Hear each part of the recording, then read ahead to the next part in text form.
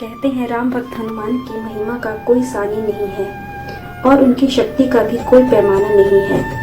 इन्हीं पंक्तियों को चित्रार्थ करता है यह प्रसंग, जिसमें श्री राम को स्वयं उनके ही महाभक्त हनुमान ने अपनी शक्ति और भक्ति से हराया। आइए जानते हैं कैसे। पौराणिक कथा के अनुसार अश्वमेध यज्ञ पूर्ण होने पर श्री राम ने एक बड़ी सभा का आयोजन किया, जिसमें सभी राजाओं को आमंत्रित किया गया। सभा में आए नारद जी के भड़काने पर एक राजा ने भरी सभा में ऋषि विश्वामित्र को छोड़कर अन्य सभी को प्रणाम किया। ऋषि विश्वामित्र ने क्रोधित होकर श्री राम को उस राजा को मृत्युदंड देने को कहा। साथ ही उन्होंने श्री राम से ये भी कहा कि यदि वे उसे दंडित नहीं करेंगे तो वह श्री राम को ही शाप दे देंगे। शाप के डर से भयभीत होकर श्री राम ने उस राजा को मारने का प्रण लिया। यह सब देखकर वह राजा भागा भागा हनुमान जी की माता अंजनी के पास पहुंचा और बिना पूरी बात बताए उनसे अपनी प्राण रक्षा का वचन मांगा। माता अंजनी ने हनुमान जी को राजा की जान बचाने का आदेश दिया। हनुमान जी ने भी श्री राम की कसम खाकर उस राजा को रक्षा का वचन दिया।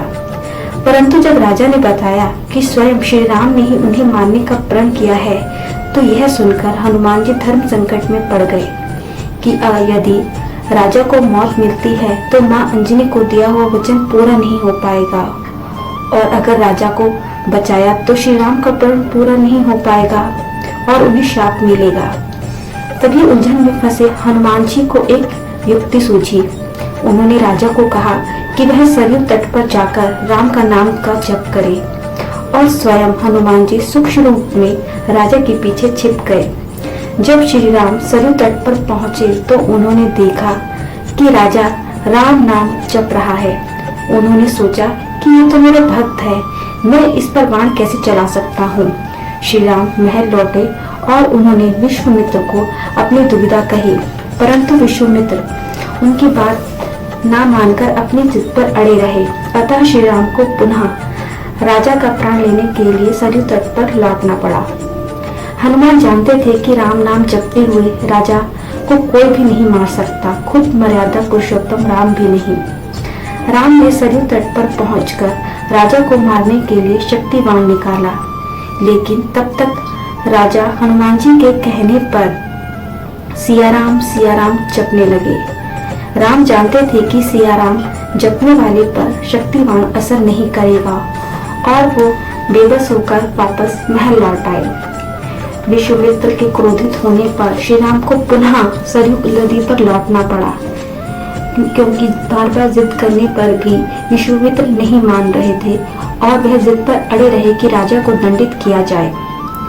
परंतु इस बार राजा हनुमान जी के पुनः कहने पर जय सिया राम जय जय हनुमान गा रहा था।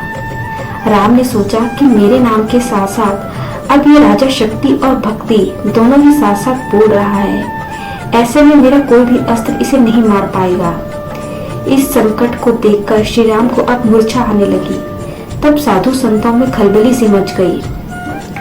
वहां उपस्थित श्री ऋषि वशिष्ठ ने ऋषि विश्वामित्र को सलाह दी कि उन्हें राम को इस संकट में नहीं डालना चाहिए, क्योंकि राम चाहकर भी राम नाम जपने वाले को नहीं मार सकते, क्योंकि जो बल राम के नाम में है वह स्वयं खुद राम में भी नहीं है।